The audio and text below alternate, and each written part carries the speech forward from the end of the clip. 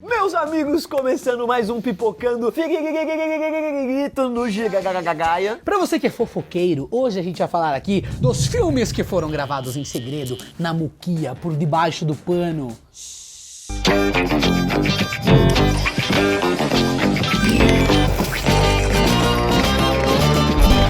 É o nosso segredinho. A gente já vai começar essa lista com um filme que inspirou o assunto. É O Camino. Deixou os fãs de Breaking Bad espantados ao lançar o trailer em setembro. Eu e o Rolandinho, toca aí, tava na divulgação do filme. Nossa, totalmente Foi Hollywood. Roda Ó umas cenas. imagens. Não tem um dia que eu não me pergunto pra onde foi o Jesse com aquele carro? Isso porque, apesar dos boatos, o anúncio oficial foi feito semanas antes da estreia. Isso bugou as pessoas, porque todo mundo achou que tinha boatos, que o filme ia sair. Como é que é? Acharam que ia daqui 3 anos. Aí vieram Chablau, lança aí já. Yeah, well, those guys aren't always that accurate. Mas o diretor, o Vince Gilligan, ele se juntou à equipe para iniciar as gravações antes mesmo desses rumores aí começarem e usou o codinome Green Breer para não atrair a atenção da mídia. Isso, o sigilo acabou de vez quando o ator Bob Odenkirk, que interpreta o advogado Saul Goodman, soltou numa entrevista que as filmagens estavam finalizadas. I don't know what people know or don't know. Right. I find it hard to believe you don't know it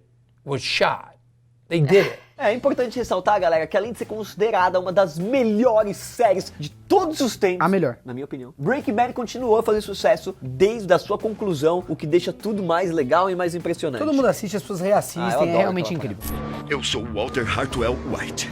Eu vou estar com você na tela da Record, numa experiência inesquecível. O feito só foi bem sucedido pelos esforços da equipe, teve locações escondidas, roteiro entregue dias antes das gravações e até mesmo um jatinho particular pra levar o elenco sem que ninguém soubesse. É na muquia. Aonde fica guardado? Onde ficou guardado o quê? Na porta da geladeira.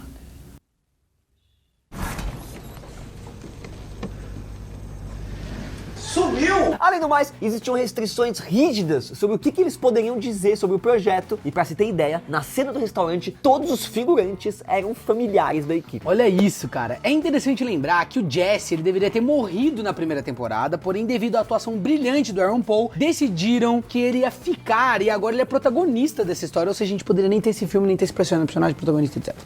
Aaron, what was your reaction to finding out you were almost killed off in season 1? I was sad. I was honestly utterly devastated.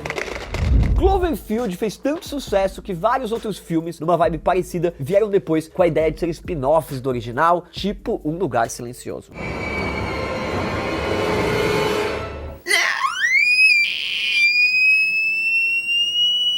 Mas foi em 2016 que Rua Cloverfield 10 estreou com o mesmo nome, apesar de inicialmente ser uma história separada desse universo. A ideia de fazer referência ao original veio do próprio produtor, do J.J. Abrams, que leu o roteiro, sentiu a mesma atmosfera causada pelo filme de 2008. Foi uma vibe, assim, sentiu uma vibe, a mesma vibe, a mesma vibe. Não é à toa que a produção foi feita em segredo na muquia e apesar do elenco contar com nomes como Mary Elizabeth Winstead e John Goodman, não teve nada revelado. Bom, pra você ter uma ideia, galera, a própria atriz perguntou se o filme realmente aconteceria e só descobriu o título hora antes do trailer ser divulgado. Que é isso? Gravou tudo sem saber nada. So there was definitely a point where I was kind of like, hello, is this movie coming out? What's it gonna be called? Anybody know? You know? Alguns fatores ajudaram esse mistério aí ser mantido, como o diretor não ser conhecido na época e a história se passar quase inteiramente dentro de um bunker. E assim como em Star Wars, o Despertar da Força, as informações eram enviadas através de links que excluíam, se apagavam automaticamente depois de você ver algumas vezes. Assim, ele se auto-explodia. Este vídeo no YouTube se autodestruirá em 5 segundos. 5, 4, 3, 2, 1, boom! Vilma, cheguei! Please. Please don't hurt me. Ó, é realmente incrível conseguir gravar um filme em segredo, mas fazer isso no Walt Disney World sem ninguém perceber é sensacional. E foi exatamente o que o diretor de Escape from Tomorrow fez ao visitar os parques com a equipe e usar técnicas de cinema de guerrilha pra fazer dentro do parque o filme. Na época da Segunda Guerra Mundial, quem fazia cinema de guerrilha fazia o quê? Cinema só.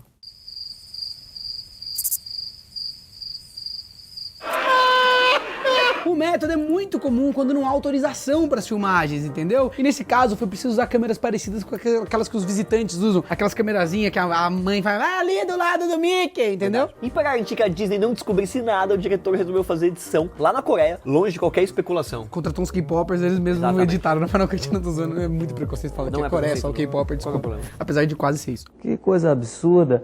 Isso aí que você disse é tudo burrice. E existe motivo para essa preocupação, pois a história passa uma imagem negativa dos parques ao relacionar as atrações com a loucura do protagonista que persegue adolescentes francesas.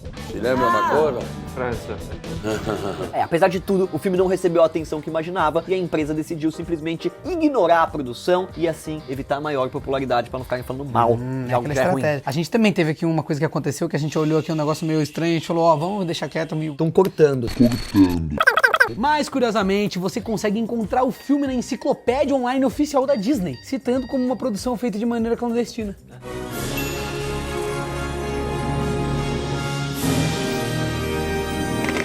A homossexualidade ainda é vista como um crime em diversos países, que é um absurdo. E por conta disso, Loev foi filmado secretamente em Mumbai para não chamar a atenção das autoridades. Mano, que insano, não pode gostar da outra pessoa em outro país, como assim?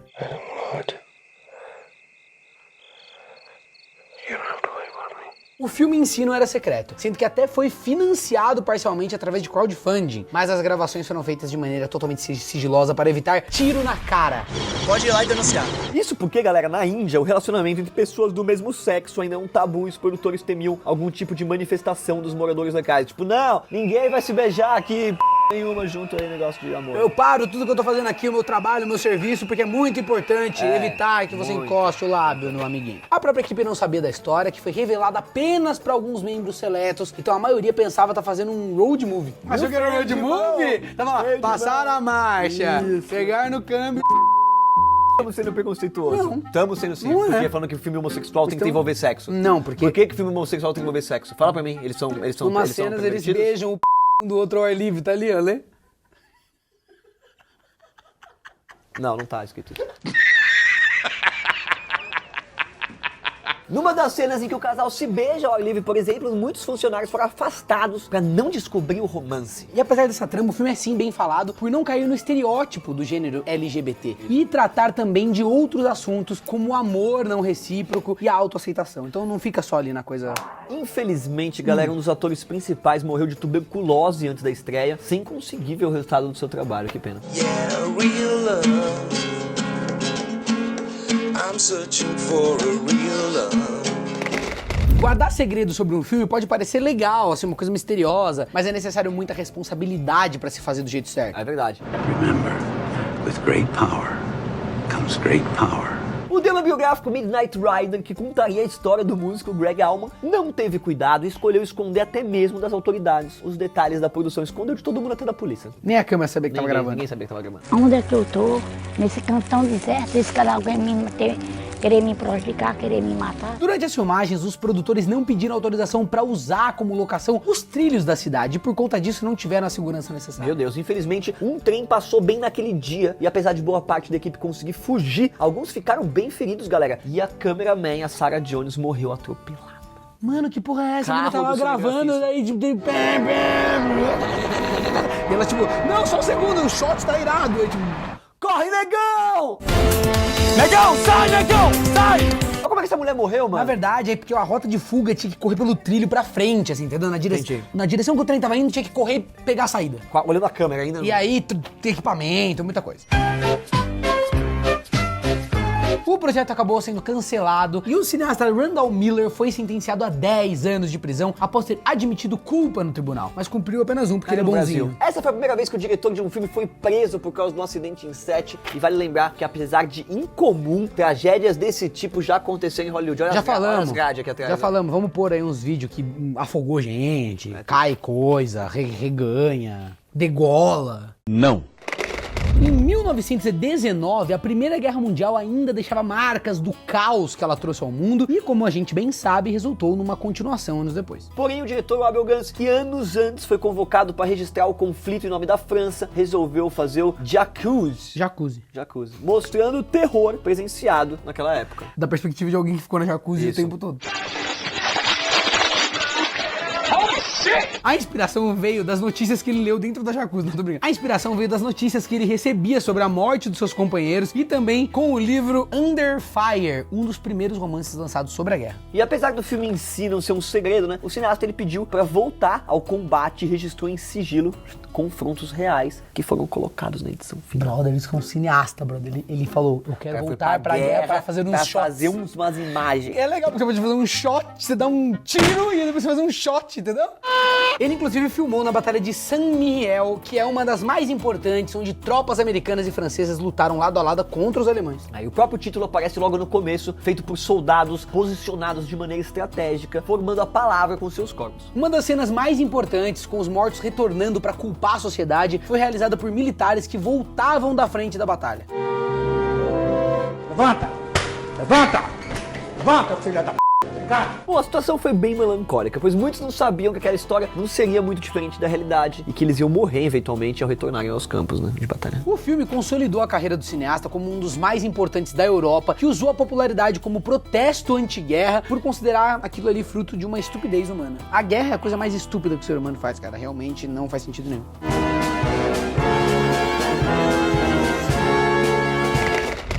100 Years é o filme que a gente nunca terá a chance de ver, afinal a obra é dirigida pelo Roberto Rodrigues, tem a data de estreia para 2115.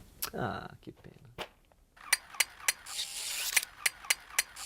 Que interessante, né? Ah, os artistas são incríveis. O curta-metragem foi escrito pelo John Malkovich e filmado em completo segredo, para que ninguém tivesse muita informação sobre a produção. A ideia surgiu com a marca Remy Martin, produtora de conhaques, que leva um século até o processo de envelhecimento se completar. Ai, que blasé. Ai, como um conhaque, o meu filme durará uma centena de anos. Ah, pelo amor de Deus.